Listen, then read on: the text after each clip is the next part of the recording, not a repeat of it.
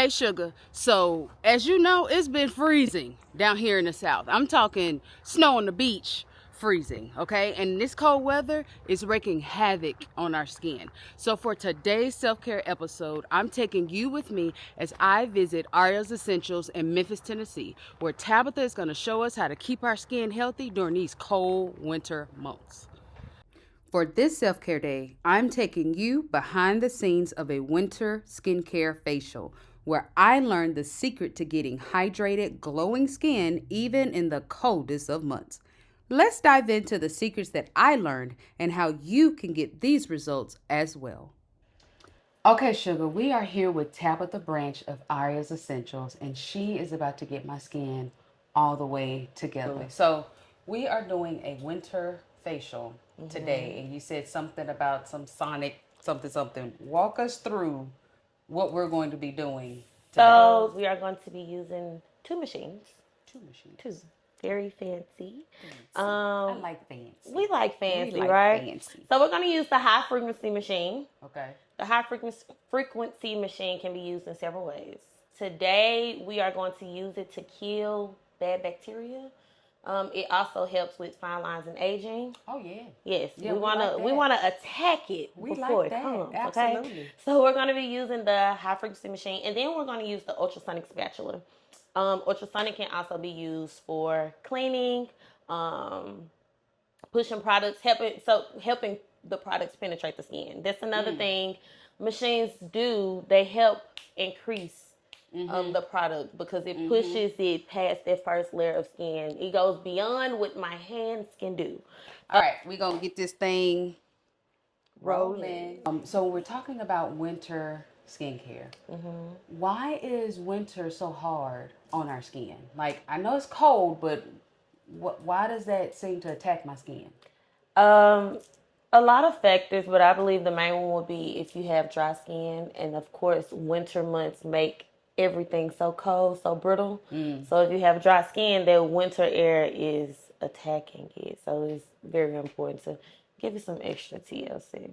Okay. So even if I have, because typically I don't have dry skin, but in the winter I get dry skin. So what's is it like zapping my moisturizer? Like, yes, a lot of times we're not giving our skin the love that it needs periodically. So when we tap into different months or different seasons, our skin isn't trained as is. So now it's like, what's going on? Help me, help me. Gotcha. So now we got to really tackle it. That's why it's important to make sure we're keeping our skin year round.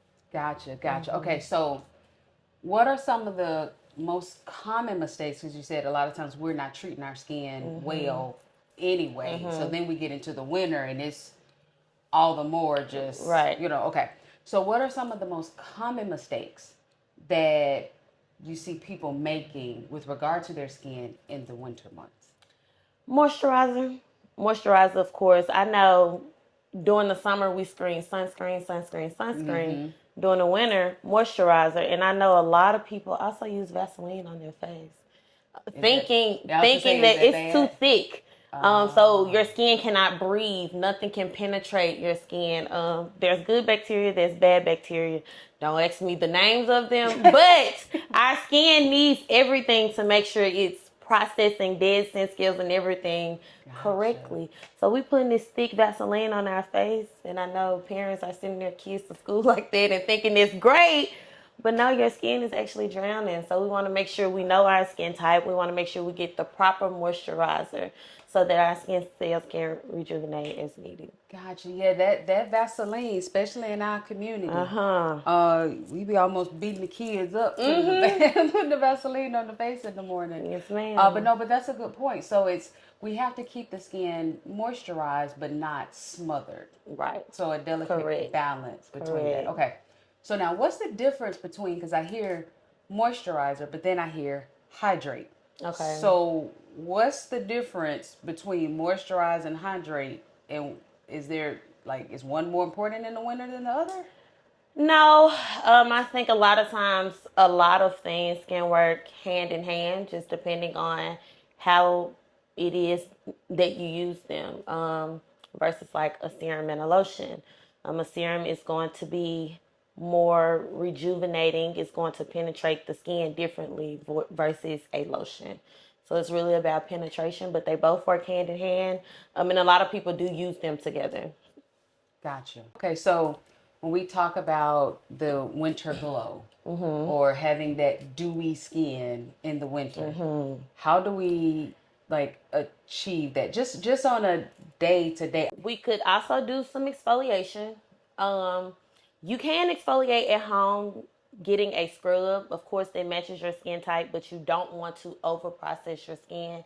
You can't use an exfoliant every day. So if you are using it at home, I would say once to twice a week. That's going to get rid of that top layer of skin, and it's going to allow your skin to breathe and be like, oh, okay, here we go.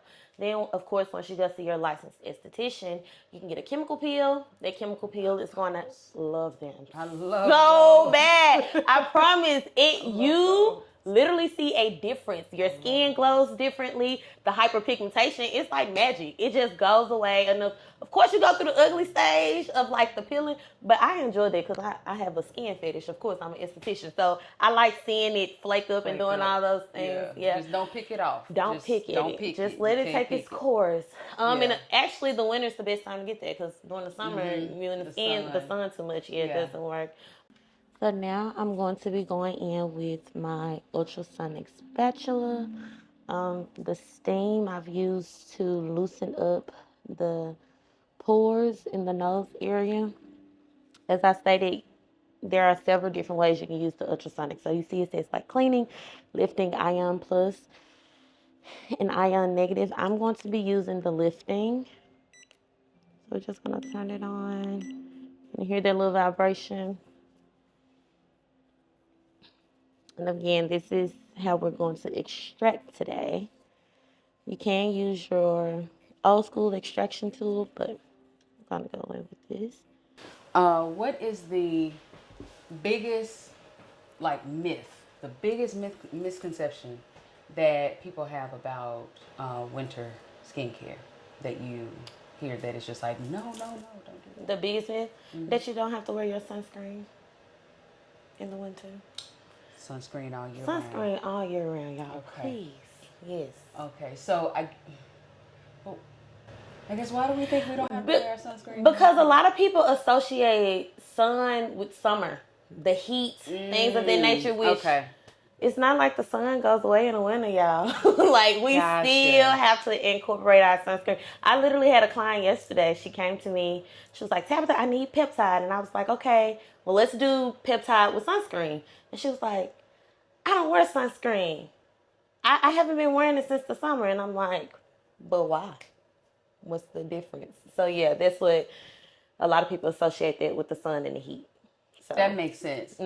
That makes sense. And I guess because I'm clearly not new to this skincare game, I'm like, yeah, you put on sunscreen, but I can see that. And we're not going to the beach. We're not in that direct sun. And I guess for a lot of us, like this is the time of year where I start to turn into a sugar cookie. Like I have everything changes. I have a wonderful tan in the summer, and then the skin color when October starts to turn into November, then I start to, and I'm just like, where's the sun? But knowing that the sun is still out, the UV rays are still, out. So definitely wearing that sunscreen during that time.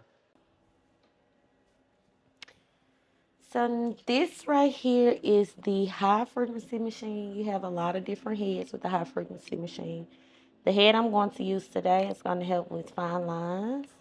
I put a serum on to help it glide a little easier. You will see that sometimes when I'm using the machine, it may get a little stuck, so I just have to maneuver it. You can use a gauze with this. I do have gauze, but I prefer not to use gauze because I like the direct contact because I like to attack it hard, but on a low setting because you don't want to shock the skin, if that makes sense. So we're going to start low, see how she reacts to it. Some people, when you're using the high frequency machine on them, their skin will twitch. Their face will twitch. That just indicates that it's too high. This is electricity that I'm sending to the skin. So I'm just going to turn it on low. And if it was dark in here, you would literally be able to see the blue waves going through the machine. So I'm going to turn it on low. I am going to tap the machine because any electricity that's about to go into the skin, I want it to hit me first so that I won't shock the client. I'm not shocking me. It doesn't hurt, but this takes away from that direct shock. Once I place it on the skin, then I can remove my finger. And you can hear the difference as well.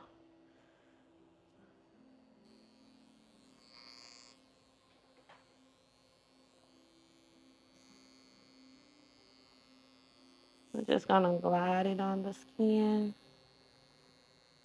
Anytime I remove it, I'm gonna tap my finger, remove it off. Because I don't want to shock the client. For people who are battling dry, flaky, sometimes scaly, itchy skin, like during the winter months, what is something that you would tell them to do, like right now? Like, go to the store, get this, take this. Like, what is something to do right now to help To them? help their skin, buy hydrating products to make sure we're quenching the thirst of our skin, if that makes a lot of sense. A lot of times we go to these stores and we're just buying up stuff. What do you need peptide for? You don't even know, but you're buying it because you're seeing it on social media or TikTok, Instagram. So I also encourage people to do a deep skin analysis. Go see a professional so they can tell you this is what's wrong with your skin. This is what you need. You don't just go buy and if you have oily skin, why are we buying very hydrating products that's not oil free? Yeah. You know what I mean? Products. Oily products, yeah, that's not oil free. So make sure you know what it is that you're buying exactly. Gotcha. Gotcha. No, that makes a lot of sense, and particularly for those of us who have combination skin. Right. Like I had to get an analysis to see that I had combination skin. Yes. But that was in my 30s. Okay. When I got in my 40s, my skin changed. Yep. And so it's important to do that not just one time, but as your skin, as you age, your skin begins to do different things. And even my dermatologist was like, "Yeah, no, we're not using any of that anymore. We're using this. We're incorporating retinol. Retinol is my best friend." But knowing what your skin needs at the different seasons, the time of the year, as well as your age. And something else that I realized too is the health of our skin a lot of times is less about what we put on our skin and more about what we're putting in our body. Like, are you drinking your water? Like we want hydrated, dewy skin, but we're not drinking any water. Our body isn't hydrated. So if our body isn't hydrated, then how can our skin be hydrated? And that skin is actually the largest organ. Correct. In our body. So it's like, if I want my skin to be hydrated, then I should probably be drinking a lot of more water. Yeah. That's when I eat fried chicken. Often my skin is like breaking out. I do have combination skin. I get very oily in my T-zones. So I start experiencing all these breakouts in this area, and I'm like, okay, Tabitha, you're eating a lot of junk. You're eating a lot of fried foods.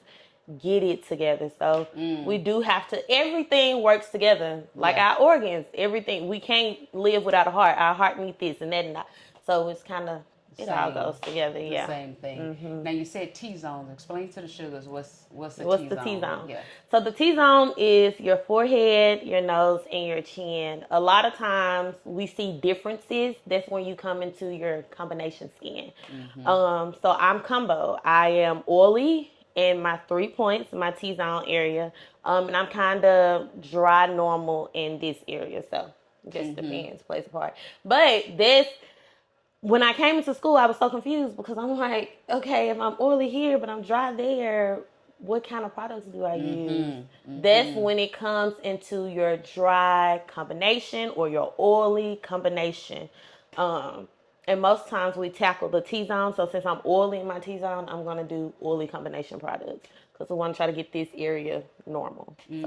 Well, as normal as possible. Skin's never normal. But No, that's a good point you bring up. Sometimes we have to use different products on different areas of our face. And even like how I mentioned the retinol earlier, I cannot put retinol in this area because it will creep and it'll start to irritate the delicate skin under your eyes. So it's knowing the products, knowing, you know, your skin and what, you know, what's happening on your face, and knowing what to put where and when, and how to, you know, how to layer it. Yeah, absolutely.